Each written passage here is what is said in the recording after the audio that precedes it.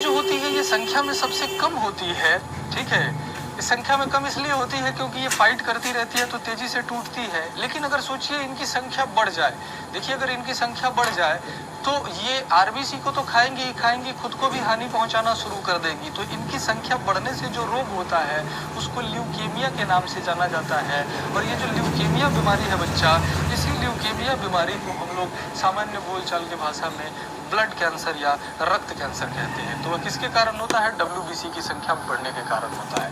तो इसको नोट कर लो, डब्ल्यूबीसी की संख्या बढ़ने से डब्ल्यूबीसी की संख्या बढ़ने से ल्यूकेमिया, ठीक है, बीमारी का नाम क्या है? ल्यूकेमिया। डब्ल्यूबीसी की संख्या बढ़ने से ल्यूकेमिया और ब्रैकेट में लिख लो, ल्यूकेमिया नहीं समझ में आ रहा है तो ब्रैकेट में लिख लो रक्त कैंसर, ब्लड कैंसर नामक रोग होता है। रक्त कैंसर को केमिकली क्या कहते हैं? ल्यूकेमिया कहा जाता है मेरे भाई। तो डब्ल्यूबीसी की संख्या बढ़ने से,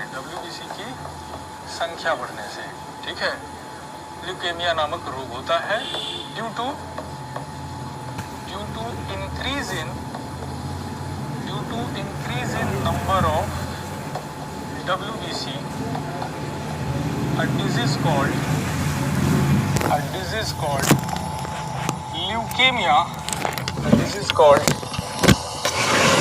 leukemia, और ब्रैकेट में लिख लो ब्लड कैंसर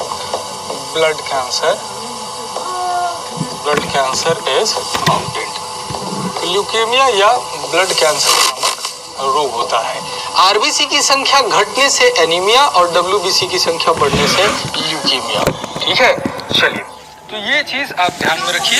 हाँ, टाइप्स ऑफ डब्ल्यूबीसी में बता, टाइप्स ऑफ डब्ल्यूबीसी आप कहोगे मैं बता दूंगा, ठीक है। यानोसिनोफिल्स होती है, बेसोफिल्स होती है, लिम्फोसाइट्स होती है और न्यूट्रोफिल्स होती है, ठीक है। ये चार मेन टाइप्स हो जाते हैं किसकी?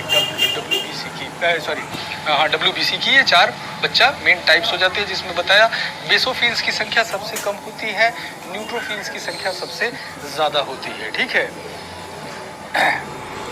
तो यहाँ पर आप ध्यान में इस चीज को रखा कीजिए कि जितना आपके परीक्षा के लिए उपयोगी है बच्चा उतना मैं पढ़ाऊंगा, आप इसको ध्यान में रखें। जब बहुत मैंने आपको कहा कि मेरा उद्देश्य आपको विज्ञान में वैज्ञानिक बनाना थोड़े है, मेरा उद्देश्य आपको इतना विज्ञान सिखा देना है, इतना बता देना है कि आप पेपर में बैठो तो आपको निराशा ना हो, पेपर में आप बैठो तो क्वेश्चन को आसानी से आप पकड़ लो, ठीक है।